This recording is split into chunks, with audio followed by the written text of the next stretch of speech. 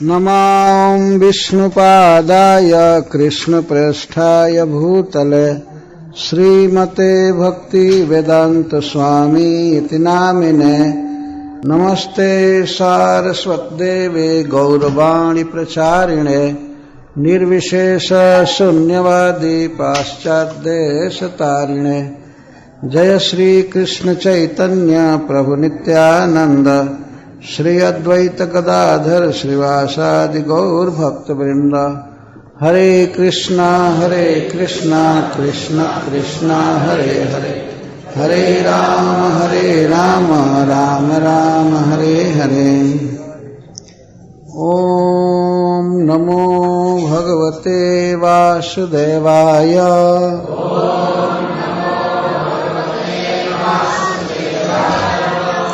ओम नमो भगवते वासुदेवाय।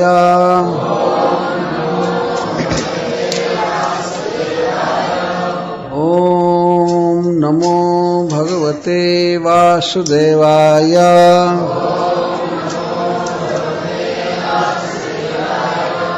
ओम नमो भगवते वासुदेवाय।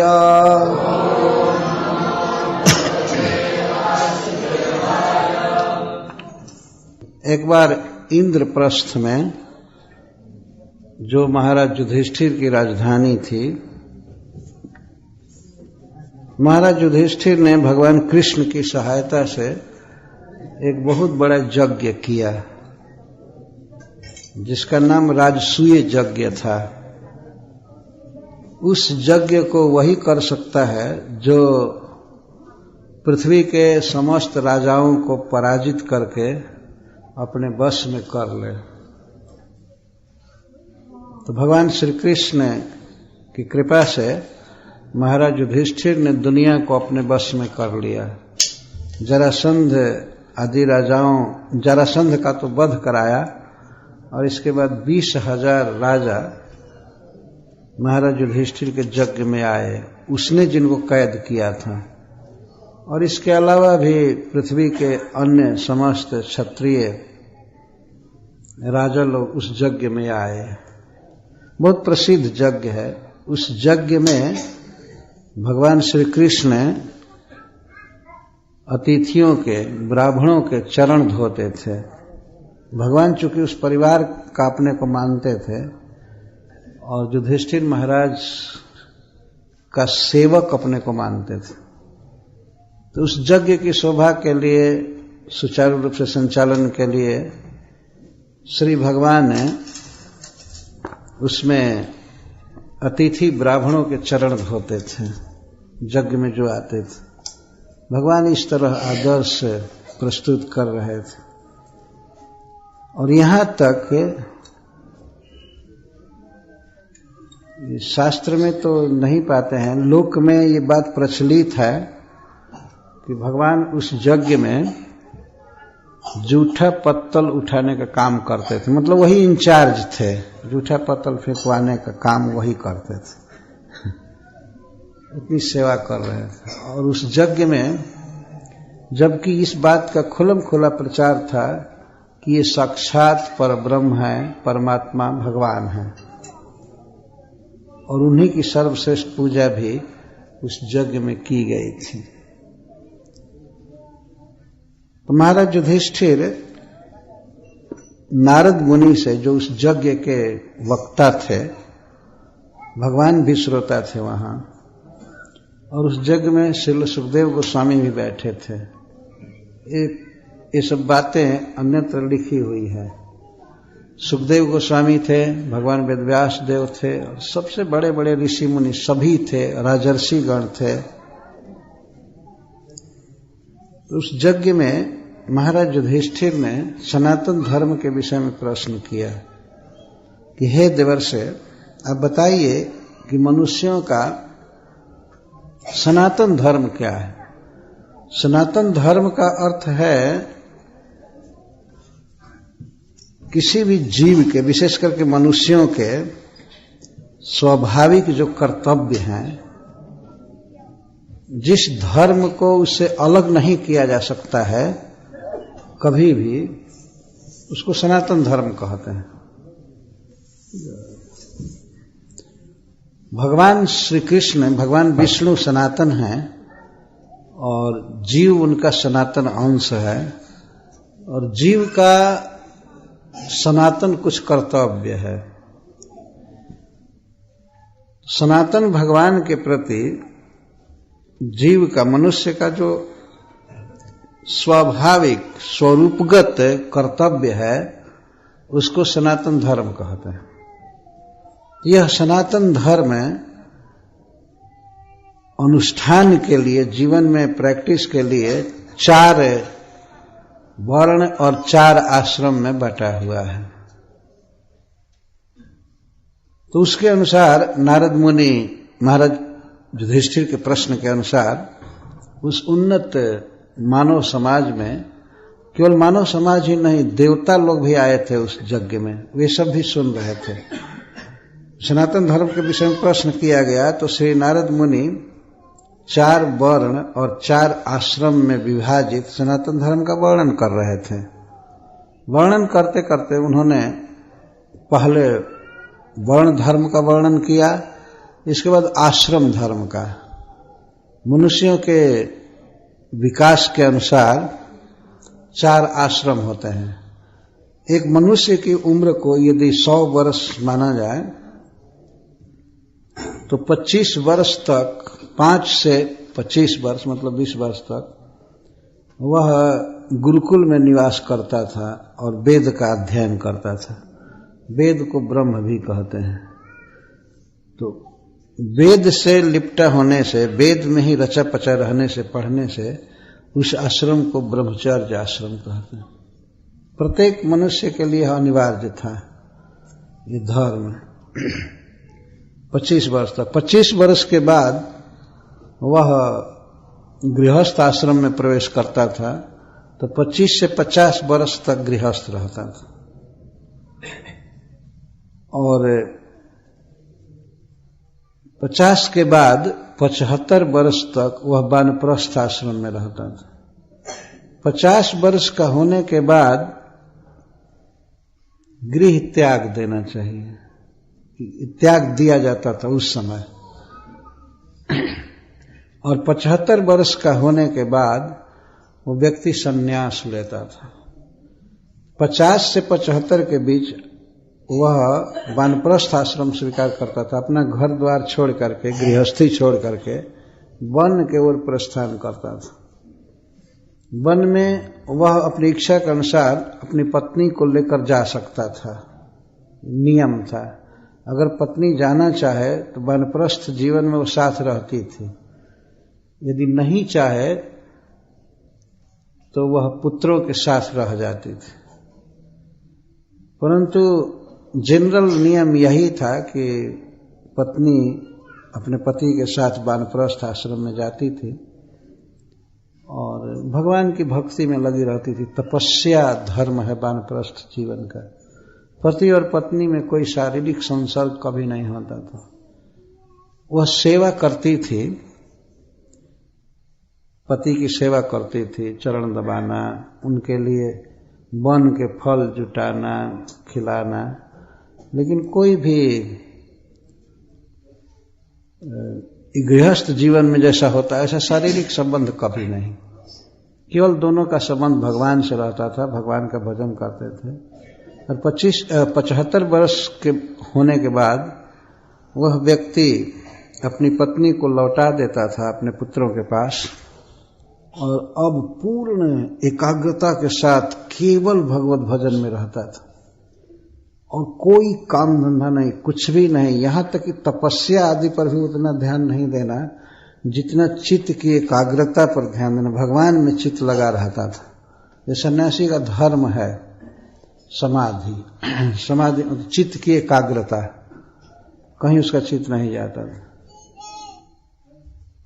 तो श्री नारद मुनि वर्णन किए ब्रह्मचर्य आश्रम, वानप्रस्थ आश्रम, और इसके बाद 13वें अध्याय में उन्होंने संन्यास धर्म का वर्णन किया।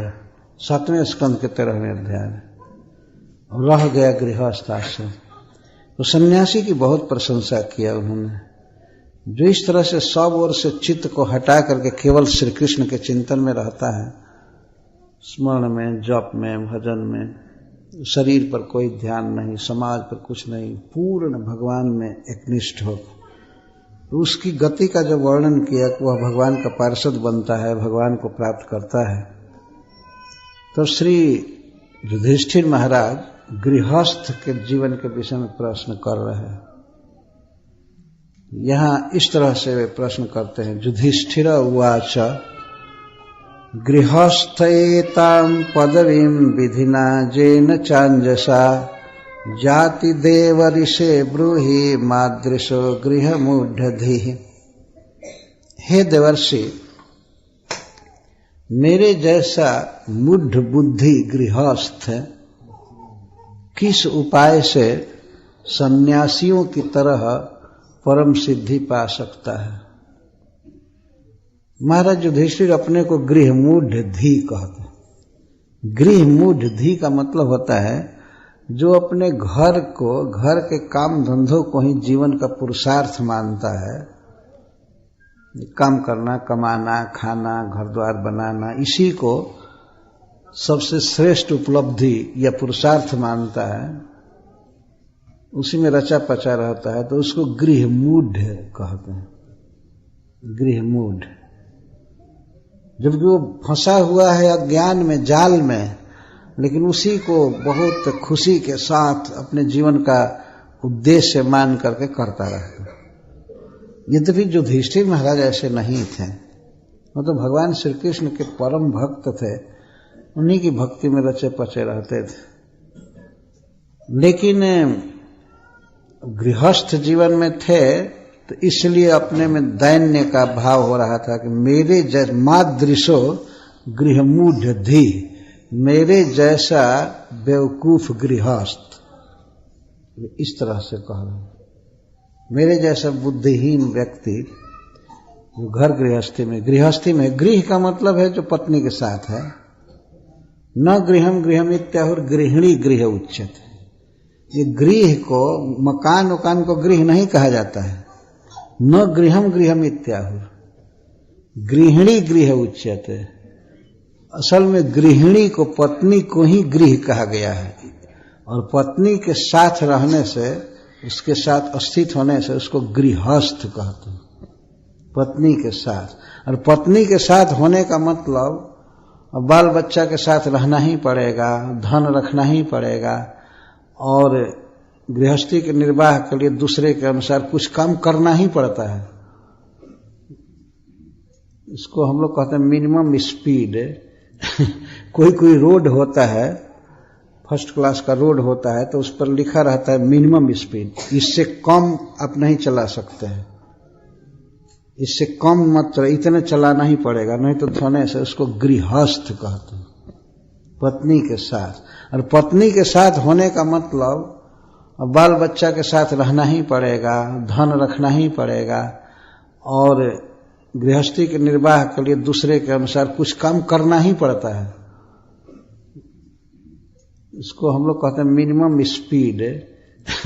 कोई रोड होता है, फर्स्ट क्लास का रोड होता है, तो उस पर लिखा रहता है मिनिमम स्पीड, इससे कम आप नहीं चला सकते हैं, इससे कम मत, इतने चलाना ही पड़ेगा, नहीं तो दूसरा रोड पकड़िए।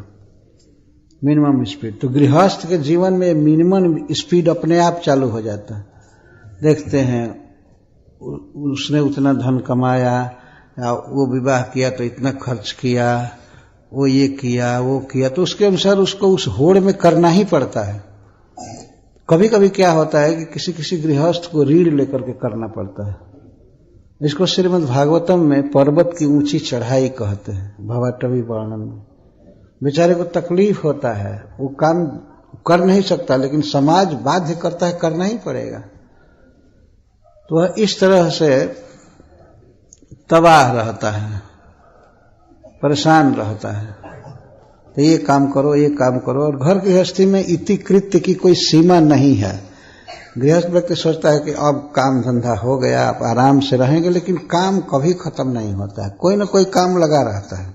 ये काम करना, ये काम करना, ये पूरा कर लिया तब तक ये काम आ गया, वो काम आ गया, ये काम आ गया।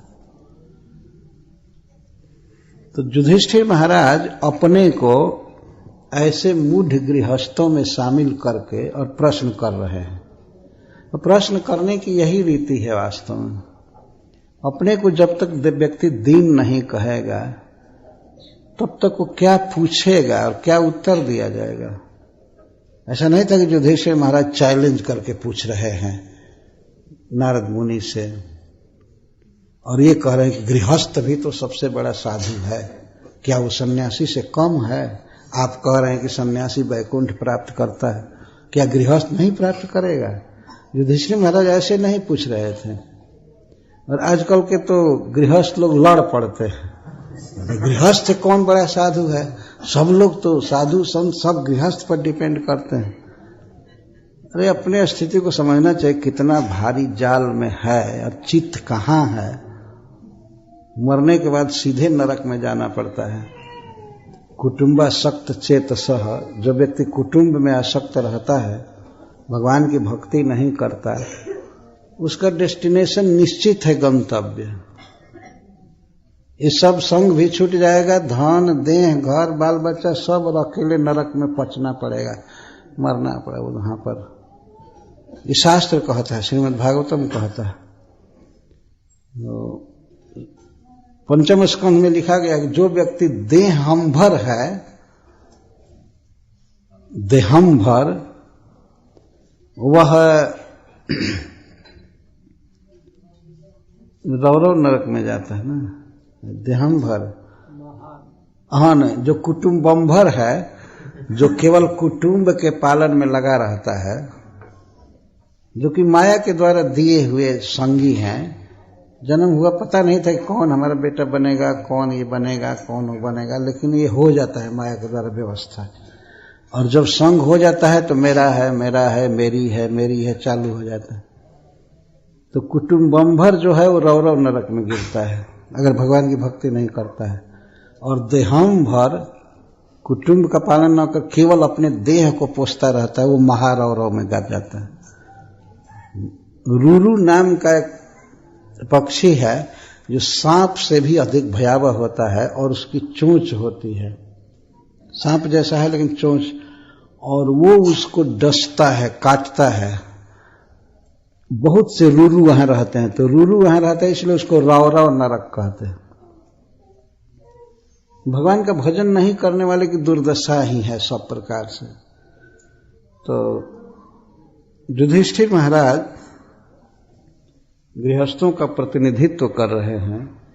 इतना उन्नत व्यक्ति जिसके यज्ञ में साक्षात आदि पुरुष भगवान बैठे हैं, सब लोग दर्शन कर रहे हैं, जो भगवान के डायरेक्ट संबंधी हैं, वो कहते हैं कि मादृशो गृह मूढ़धि, मेरे जैसा घर गृहस्थी के चक्कर में फंसा हुआ मूर्ख कैसी पाएगा? कोई उपाय है? ऐसा उपाय बताइए, कोई अंजसा आसानी से वह परम गति को पा सके और गृहस्थ रहते हुए ही। ये नहीं कह रहे कि गृहस्थी को छोड़ करके उपाय बताइए, नहीं, गृहस्थ रहते हुए भी वो क्या करे कि इस पदवी को प्राप्त करे, एतम पदवी जिसको कहा गया, जो सन्यासियों की पदवी को पा सके, भगवान का चरण कमल पा जाए, ऐसा सुगम उपाय बताइए। तो महाराज युधिष्ठिर का यह प्रश्न गृहस्थों के लिए बहुत ही सुंदर प्रश्न है। उस पदवी को पाने के लिए, वैकुंठ प्राप्त करने के लिए प्रश्न किया गया है गृहस्थ के लिए। तो श्री नारद जी कहते हैं, गृहेषु अवस्थितो राजन क्रिया कुर्वन् गृहोचितः वासुदेवार्पणम साक्षात उपासित महामुनिन। कि हे राजन, सबसे पहले संबोधन कर रहे हैं, सभा में लाखों लोग बैठे हुए हैं, लेकिन महाराज युधिष्ठिर को नारद जी संबोधन करते हैं कि राजन, गृहेषु अवस्थितो, गृहों में रहते हुए ही, ये अर्थ है। गृहस्थ रहते हुए व्यक्ति को चाहिए क्रिया कुर्बन गृहोचिता, गृह के जो उचित क्रियाएं हैं उचित क्रिया, गृहोचित क्रिया का यह मतलब है कमाना, अपना काम धंधा करना, नहाना धोना, परिवार का पोषण करना, मेंटेन करना, ये सब क्रिया जो भी है गृहस्थ के जीवन में व्यवहारिक क्रिया वो करे, छोड़े नहीं। ये कोई जरूरी नहीं कि कोई गृहस्थी छोड़ करके घूमने लगा तो बस वो पक्का भजनानंदी ही हो गया, ऐसा कुछ नहीं है। गृह में रहते हुए गृह का कार्य करते हुए, लेकिन वासुदेवार्पणम साक्षात, घर का जो भी काम करना हो तो वो यही मान करके करे कि क्रिया के फल को, उस क्रिया को उस भगवान श्री कृष्ण को समर्पण करे। श्री नारद जी बोले वासुदेवार्पणम, और वासुदेव वहीं बैठे थे, वसुदेव जी के पुत्र भगवान वहीं बैठे थे, वो भी कथा सुन रहे हैं। वो भी गृहस्थ है ना, वो तो और जाल में पड़े हैं, 16,108 स्त्री रखे हैं, तो वो भी तो भगवान भी यही भाव व्यक्त करें कि हमारे जैसा गृहस्थ कैसे तरेगा। युधिष्ठिर जी के साथ है, भगवान भी सुन रहे हैं। पर नारद जी तो फैक्ट बोल रहे हैं, वासुदेवार्पणम, भगवान कृष्ण को समर्पण करके उनकी प्रसन्नता के लिए क्रिया करे। और सबसे जो श्रेष्ठ उपाय बता रहे हैं, उपासित महामुनि, महामुनियों के साथ बैठा करे। गृहस्थ के लिए बता रहे हैं। अब महामुनियों के साथ बैठा करे तो उनके पास जा करके, कि उनको बुला करके उपासित, उनकी उपासना करे। उपासना का यहाँ अर्थ है उनके पास बैठे, मुख्य अर्थ ये है। क्या करने के लिए वो आगे बताएंगे, सुनने के लिए। गृहस्थ जीवन में सबसे बड़ा धर्म है भगवान के अवतार कथाओं को सुनना। भगवान इस जगत में अवतार लेकर के क्या क्या कर्म किए हैं, कैसे अवतार लेते हैं, जन्म लेते हैं, जन्म कर्म च में दिव्यम, इनको सुनना गृहस्थ का सबसे बड़ा कर्तव्य है। तो श्री नारद जी बता रहे कि घर का काम धंधा करे भगवान को अर्पित करके, और उपासित, ये विधि वाक्य है, उपासित उपासना करे। उप का अर्थ होता है निकट, और आसन माने बैठना, आप सभी समझते ही हैं। उपासना किसके पास बैठे? महामुनियों के पास बैठे। महामुनि किसको कहते हैं? मुनि का अर्थ होता है जो कोई भी सांसारिक बात न बोले, जो न बोले, मौन रखे, उसको मुनि कहते हैं। कोई सांसारिक चर्चा नहीं।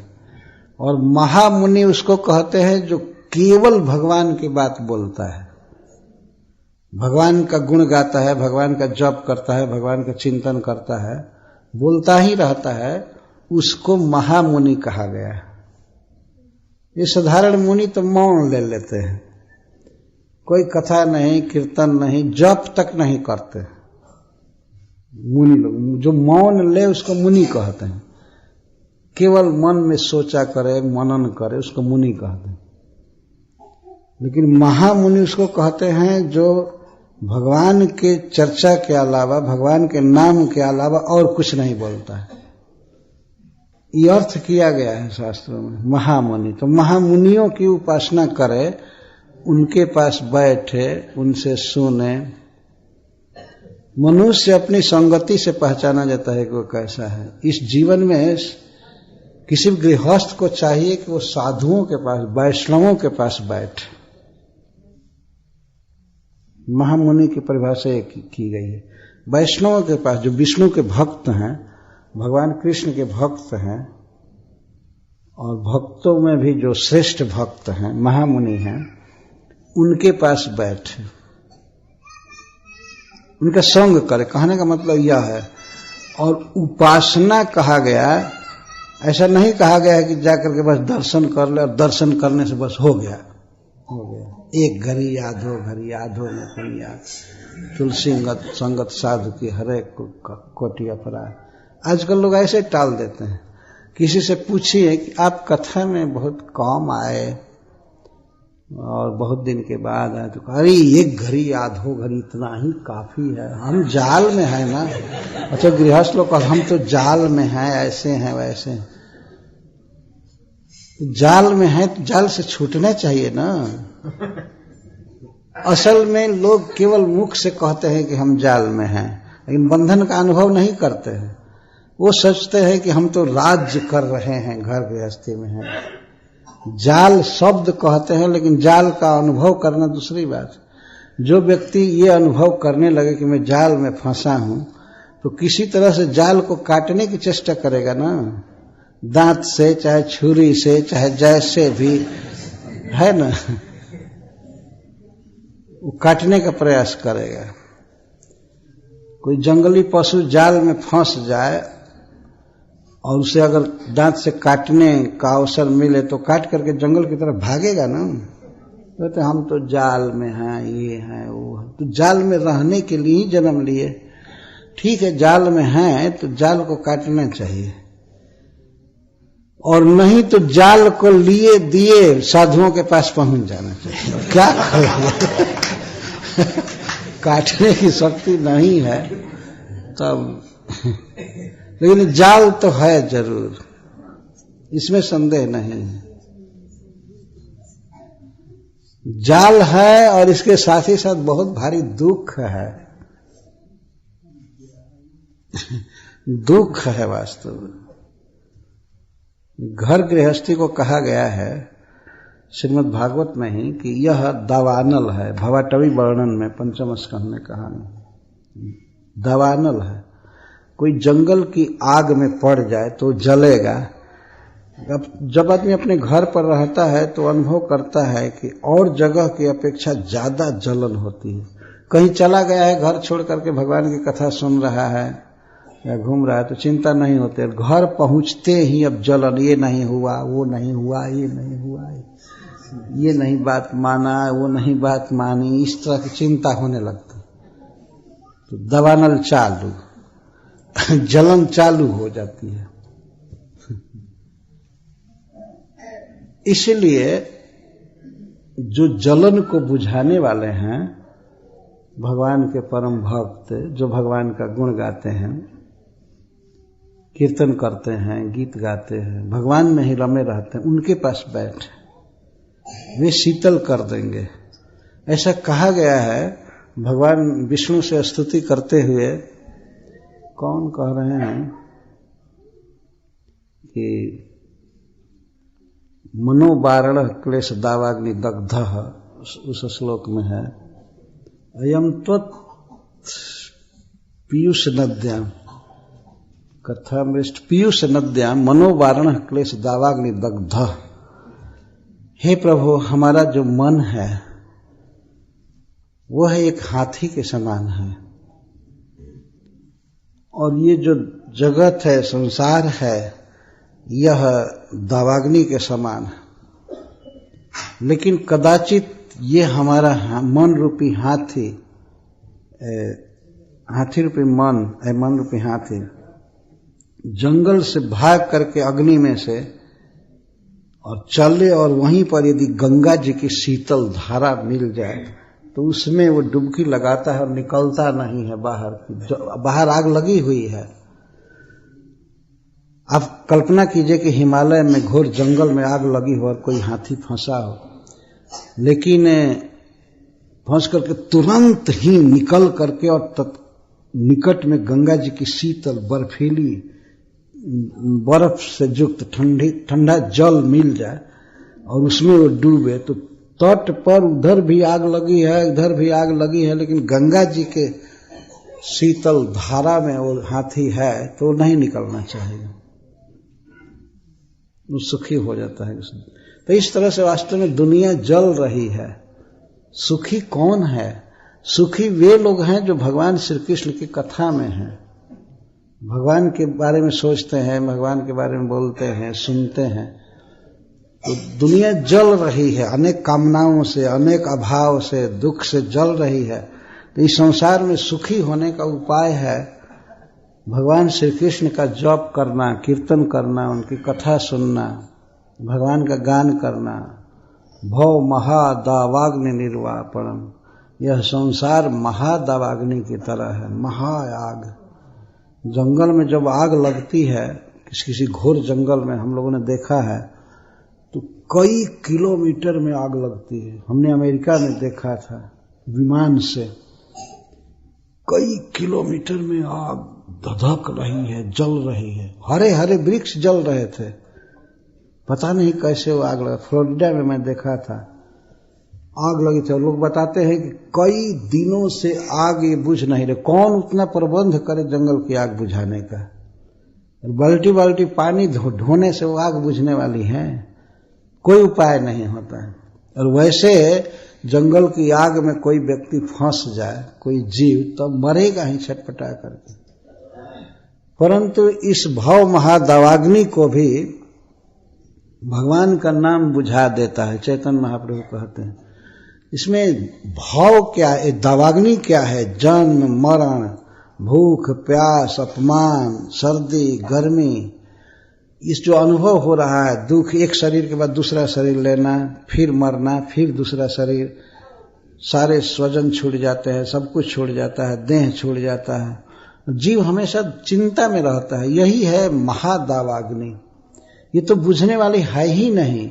यदि कृष्ण का कीर्तन नहीं किए, कृष्ण की शरण नहीं लिए, तो ये जन्मना मरना रुकेगा नहीं। इस शरीर के बाद दूसरा शरीर मिलेगा, फिर जन्म लेना पड़ेगा, और पता नहीं किस जोनी में जाएंगे, वृक्ष की जोनी में, या कीट पतंग मछली की जोनी, या पशु की जोनी, या मनुष्य की जोनी भी। तो जो भी है, ये जन्म लेना एक दुख है, ये दावाग्नि है। तो इस दावाग्नि से बचने के लिए एक ही उपाय है इस युग में।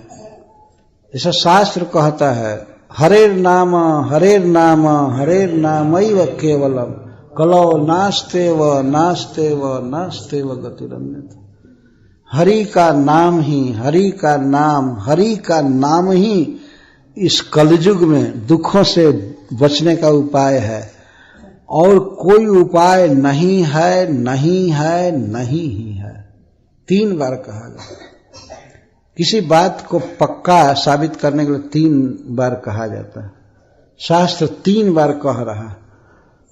एक ही गति है, हरेर नाम हरेर नाम हरेर नामैव केवलम, नाम एव केवलम।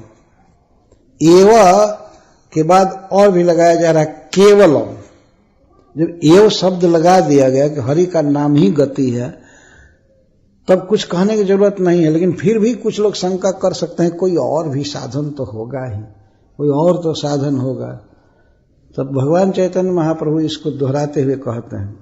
यद्यपि ब्रह्म नारदीय पुराण का वाक्य है, लेकिन चैतन्य महाप्रभु इसको बहुत जोर देकर के कहते हैं।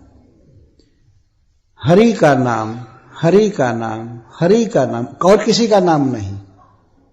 ऐसा नहीं कि भगवान विष्णु का, कृष्ण का नाम कोई ले रहा है, राम नाम ले रहा है, तो कोई कहे कि नहीं, किसी और का भी नाम जपा जा सकता है। ठीक है, कोई जप सकता है, लेकिन उससे काम चलेगा नहीं। तो अपनी इच्छा है, कोई जपे जो भी जपना हो। कोई हरि नाम कहता है तो कोई उधर बाबा नाम, बीबी नाम केवलम चालू करता है। ये सब पागलों का काम है वास्तव में। यह सब श्रद्धाहीन दूषित लोगों का एक परिणाम, उनका विचार है इस प्रकार का। ये नाम वो नाम, ये नाम वो नाम, कोई नाम नहीं। हरि नाम, हरे कृष्णा कृष्णा कृष्णा हरे हरे, हरे राम राम राम हरे हरे। हरि का नाम एक गति है, पॉजिटिव वाक्य है। कोई कुछ भी सोचता है, अरे कुछ तो गति होगी, ज्ञान योग आदि भी उपाय हैं, इसलिए 3 बार निषेध किया गया। ज्ञान, कर्म और योग, तीनों का निषेध करते हुए कहते हैं नास्तेव नास्तेव नास्तेव गतिरन्यत्, न अस्ति एव न अस्ति एव न अस्ति एव, न अस्ति नहीं है, कोई उपाय नहीं है। एव तीनों में लगा रहे हैं अवग्रह। एव नहीं ही है नहीं ही है, नहीं ही है, कोई गति नहीं है। एकमात्र उपाय है भगवान का नाम। हरे कृष्णा कृष्ण कृष्ण हरे हरे, हरे राम राम राम हरे हरे। तो जो भगवान नाम का आश्रय लिए हैं, जो रात दिन भगवान का नाम जपते रहते हैं, गाते रहते हैं, भगवान के गुणों को गाते रहते हैं, ये हैं महामुनि। तो ऐसे महामुनियों के, भक्तों के संग में आना चाहिए। ये गृहस्थ जीवन की बहुत बड़ी सफलता मानी जाएगी। उन साधुओं के पास बैठना, उनके पास आना, उनसे सुनना, जो महामुनि है। महामुनि शब्द ही इस बात को संकेत कर रहा है, जो गाते ही रहते हैं, जो बोलते ही रहते हैं भगवान की कीर्ति को, भगवान के नाम को, उनके पास बैठना, उनसे प्रेम करना चाहिए। एक श्लोक में कहा गया है नीति शास्त्र में कि किसी व्यक्ति को चाहिए कि वह बड़े लोगों की संगति करे। तो बड़े में भगवान कृष्ण के भक्तों से बढ़ करके कोई नहीं है। इस पृथ्वी के वास्तव में वे श्रृंगार है। विष्णु के भक्त इस पृथ्वी पर सबसे महत्वपूर्ण व्यक्ति हैं, सबसे बड़े अच्छे लोग हैं। और वैसे भी देखा जाए प्रैक्टिकल लाइफ में भी तो वे सबसे अच्छे हैं। मांस नहीं खाना और अवैध संग नहीं करना, और इसके साथ मद्यपान नहीं करना, जुआ नहीं खेलना। जहां के जीवन में, पाश्चात्य लोगों के जीवन में यही सब कुछ है, पर वहां भी जिन लोगों ने कृष्ण को ग्रहण किया है वे ये काम नहीं करते। सबसे पवित्र और सबसे महान लोग हैं। और भगवान श्री कृष्ण से संबंध होने से उनकी महानता में 4 चांद लग गया है। भगवान के गुण उनमें प्रवेश करते हैं। तो जो भी महामुनि हैं, श्री नारद जी यहां पर महामुनि से यह नहीं कह रहे हैं कि भविष्य में आने वाली प्रजा अत्रि जी, वशिष्ठ जी या वेदव्यास देव, सुखदेव मुनि आदि का संग करे। वो तो संग हो ही नहीं सकता है। तो महामुनि का अर्थ है भगवान श्री कृष्ण के भक्त जो सदा कीर्तन में रहते हैं, यही है महामुनि का अर्थ। तो महामुनियों के का संग करें। तो कहा गया है कि जो व्यक्ति बड़ा बनना चाहता है उसे बड़े लोगों का संग करना चाहिए, जैसे भी हो। यहां तक कहा गया है कि प्रेम बड़े लोगों से ही करना चाहिए, और झगड़ा भी करना हो तो बड़े लोगों से ही करना चाहिए। छोटे से नीच से न प्रेम करना चाहिए न झगड़ा करना चाहिए, विवाद भी नहीं करना चाहिए। बताया गया है कि मान लीजिए, एक उदाहरण दिया गया है, कोई व्यक्ति किसी बहुत बड़े धनी व्यक्ति से झगड़ा कर रहा है, तो धनी व्यक्ति अपने झोला में से निकाल करके उसको सोने के मोहर से मारने लगे, दूर से सोना के मोहर से उसको मारे।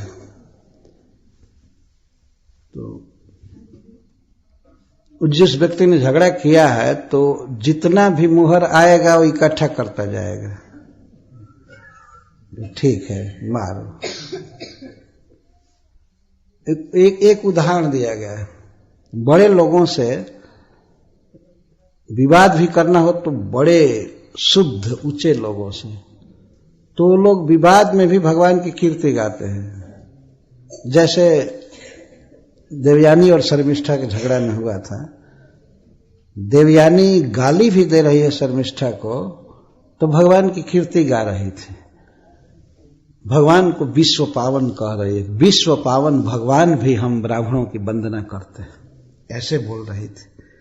यद्यपि क्रोध में बोल रही है, लेकिन भगवान का गुण निकल रहा था, क्योंकि वो बहुत बड़े व्यक्ति की पुत्री थी, शुक्राचार्य जैसे व्यक्ति की, जिनके विषय में भगवान कहते हैं कि कभी नाम उष्णा कवि, मैं विद्वानों में उष्णा कवि हूँ, शुक्राचार्य हूँ, अपनी विभूति बता रहे। ऐसे महान ब्राह्मण की, महान पुरुष की बेटी थी, तो यद्यपि झगड़ा में है, क्रोध में है, लेकिन भगवान का गुण निकल रहा था।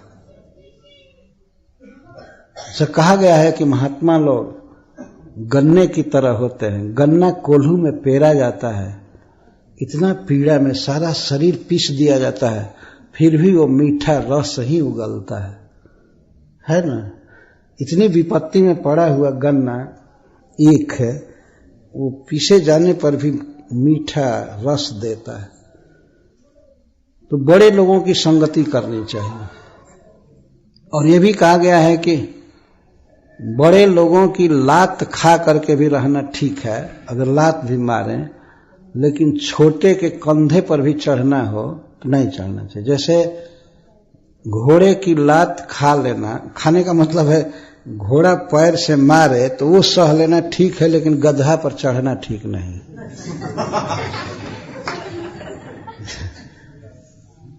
तो कोई व्यक्ति यहाँ आवे और दिखावे कि मैं गधे की सवारी करके आया, इसके ऊपर चढ़ कर आया, तो लोग कहेंगे पहले पानी डालो, तो पानी डालो, शुद्ध है हो लो। और घोड़े की लात भी खाते हैं, अगर लात भी मारता है तो कोई बात नहीं। संगति की बात कही जा रही है। इस संसार में व्यक्ति को चुनना चाहिए कि हमें किसका संग करना है, किन लोगों के साथ बैठना है, 2 कदम उनके साथ चलना है, उनकी बातें सुननी है, उनके साथ बैठना है। जैसी संगति होगी, जैसा संग होगा, वैसा रंग चढ़ेगा। संग से ही सब कुछ होता है। इसीलिए से नारद जी गृहस्थों के लिए संग की बात बता रहे हैं। और इसके बाद कहते हैं श्रृण्वन् भगवतो अभीक्षणम अवतार कथा शुभा कथामृतम श्रद्धानो जथा काल उपशांत जनावृत। 2 बार इस बात को कह दिया।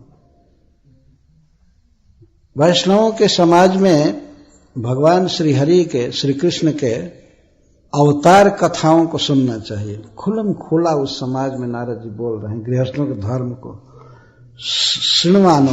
श्रृण्वन् भगवतो अभीक्षणम अवतार कथामृतम।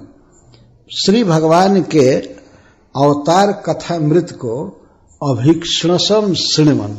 अभीक्षणसः का अर्थ होता है बारंबार बारंबार बारंबार बारंबार सुने। भगवान की कथाएं, ये श्रीमद् भागवत की कथाएं खास करके, इसको बारंबार सुनना चाहिए। बारंबार सुनने के बाद ये बातें हृदय में धंस जाती हैं, जाती नहीं है। ये गृहस्थ के लिए वर्णन कर रहे हैं। और ब्रह्मचारी सन्यासी के लिए तो निरंतर कथा में रहे, ये वर्णन किया जाता है। निरंतर सन्यासी या वानप्रस्थी या ब्रह्मचारी निरंतर कृष्ण भक्ति में रहे। 100 वर्ष की आयु में 75 वर्ष तो निरंतर भक्ति में रहने के लिए कहा गया।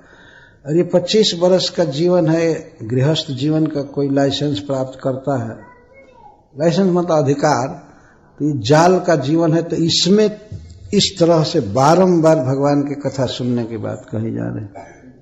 महामुनियों के पास रहे, उनके समाज में बात, और इससे सिद्ध हो गया कि उनके पास भी बारंबार आ जाए, चाहे वे विजिट करने घर पर आवे या उनके समाज में हो जाए।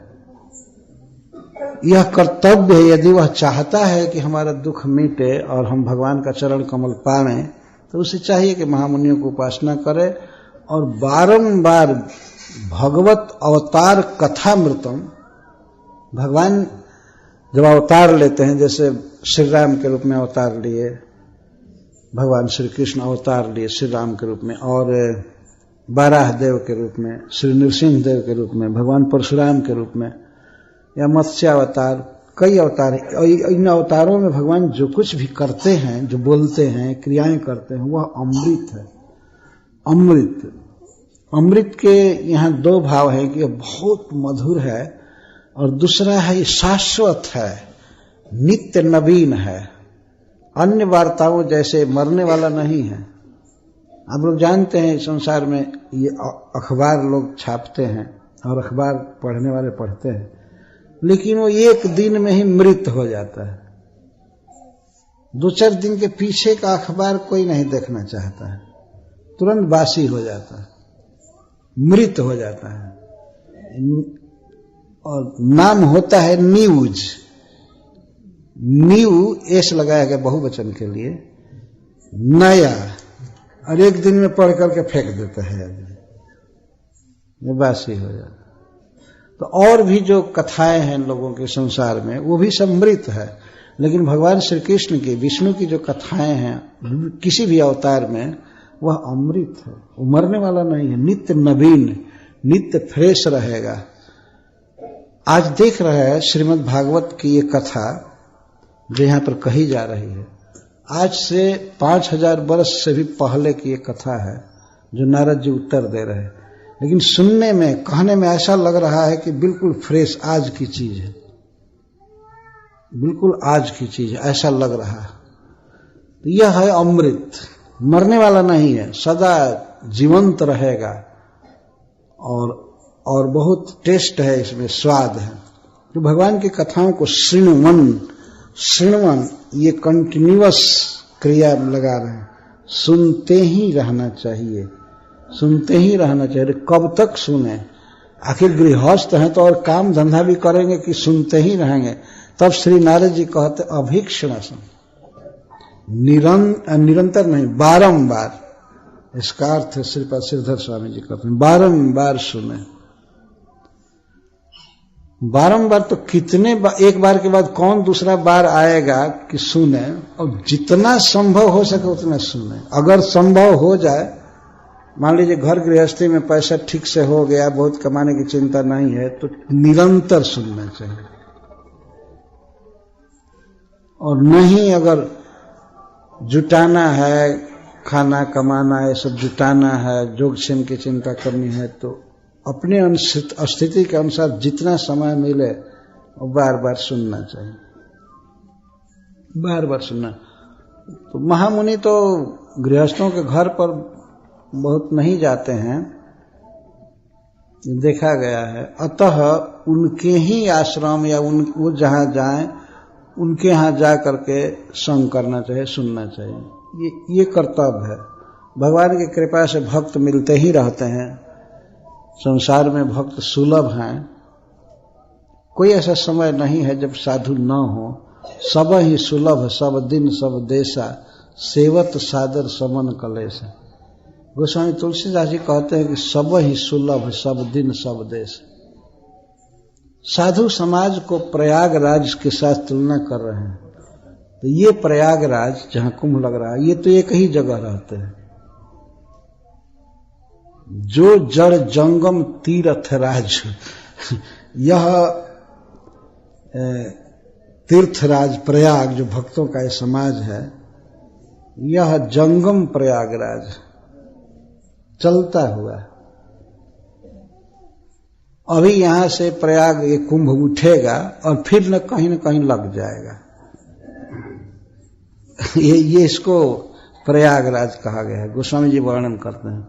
तो सब ही सुलभ सब दिन सब देशा, ये सब दिन सुलभ है और सब देश में कहीं भी भगवान की कथाएं होने लगती हैं, कहीं भी साधु जुट जाते हैं। और असली प्रयागराज वैष्णवों का समाज ही है, असली शुद्धि होती है। सब ही सुलभ सब दिन सब देशा, सबको सुलभ है। केवल गोता मारने की जरूरत है त्रिवेणी में।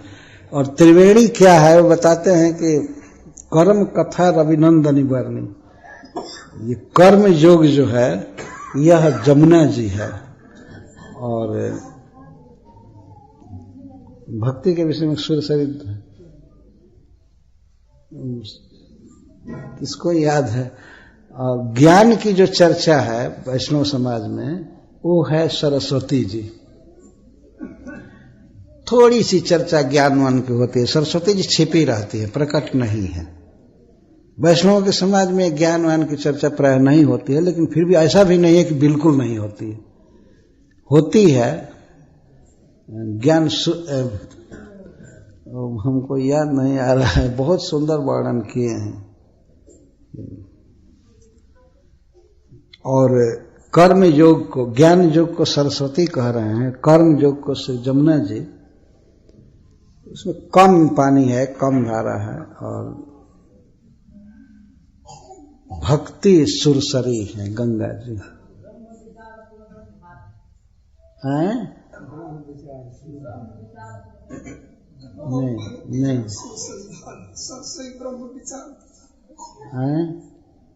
हाँ, सरसई ब्रह्म विचार प्रचार, ठीक है। सरस्वती जो है वो ब्रह्म विचार है। कर्म कथा रविनंदनी बरनी। और भक्ति के लिए दूसरी बात करो तो ये सारी नदियां, ये तीनों नदियां, जमुना जी और सरस्वती जी, ये गंगा जी में आत्मसात हो जाती हैं। तो ये ज्ञान योग या कर्म योग भक्ति तक पहुंचा दिया, इसके बाद बस हो गया उसका काम। भक्ति हो रही है। भक्ति में सर्वश्रेष्ठ भक्ति है भगवान का नाम कीर्तन। हरे कृष्णा कृष्णा कृष्णा हरे हरे, हरे राम राम राम हरे हरे। तार मध्य सर्वश्रेष्ठ नाम संकीर्तन। 64 प्रकार की भक्ति भगवान चैतन्य महाप्रभु बताए, और उसमें 9 प्रधान है, और 9 में भी सर्वश्रेष्ठ है नाम संकीर्तन। नाम उच्चारण के समान कोई भक्ति नहीं है। इस तरह से गृहस्थ को चाहिए, या किसी को भी, कि भगवान का कीर्तन करे, जप करे, हमेशा स्मरण करे। तो श्रीमन भगवतो अभीक्षणम अवतार कथामृतम, अवतार कथामृतम।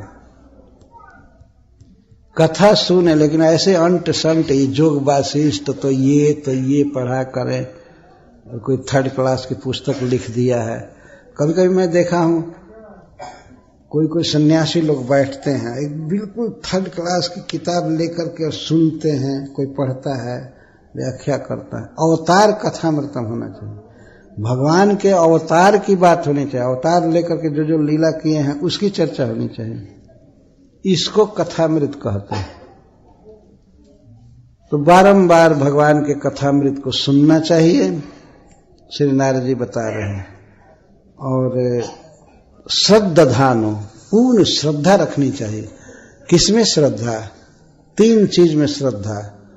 विष्णु में, कृष्ण में श्रद्धा, और कृष्ण का वर्णन करने वाले ग्रंथ में श्रद्धा, और कथा कहने वाले वैष्णव में श्रद्धा।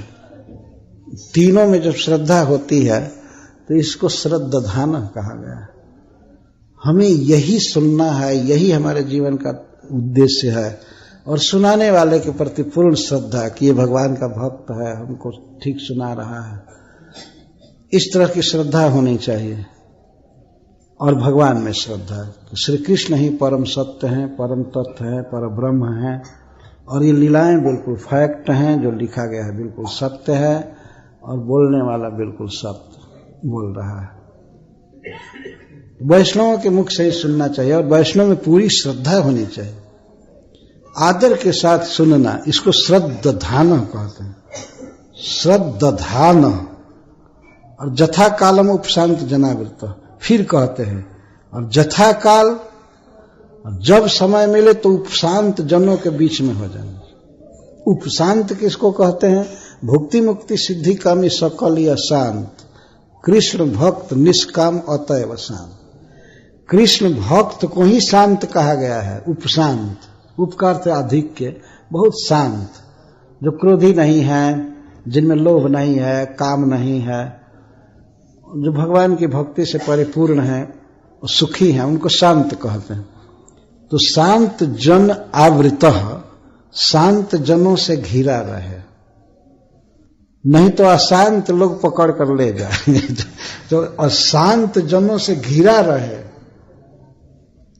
वही बात पहले कहे कि उपासिता महामुनि, और इसके बाद कह रहे उपशांत जनावृतः, भगवान कृष्ण के भक्तों में घिरा रहे, आवृत रहे। उनके बीच में रहेगा तो मन भगवान में हमेशा लगा रहेगा। और उपशांत जनावृत, जथा कालम का अर्थ, उपशांत जनावृत का अर्थ है कि कभी कभी उनके साथ कीर्तन चालू हुआ, उनके साथ घिरा रहे। कीर्तन में बाह को ऊपर उठाना, पैर को बाएं दाएं करना, यह वास्तव में एक भजन है। शरीर भी तन्मय हो जाता है भगवान के भजन में। और भगवान ने यदि शक्ति दिया है, जवानी है, तब तो खूब नाचना चाहिए कीर्तन में। ताली बजाना, हाथ ऊंचा करना, उछलना, कूदना, नृत्य करना, विशेषकर नृत्य करना, ये होना चाहिए। इसको कहते हैं उपशांत जनावृत, भक्तों से घिरा रहे, भक्तों के बीच में रहे, भूल करके भी कहीं कुसंग में न जाए। ये कुसंग क्या है?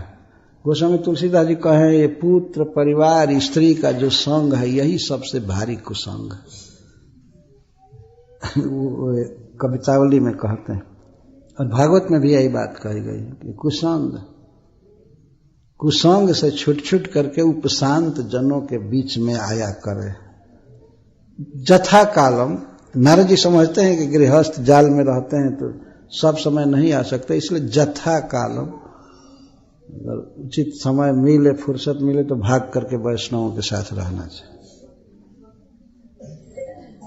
उनके बीच कथा सुनना, कीर्तन करना, यही गृहस्थ जीवन का सबसे बड़ा कर्तव्य है। और शेष कर्तव्य और क्या क्या है, किस स्थान पर कब जाना चाहिए, किस काल में क्या करना चाहिए, नारद जी इसको भी बताएंगे।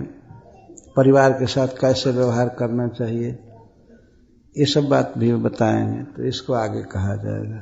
हरे कृष्ण। जय श्री कृष्ण।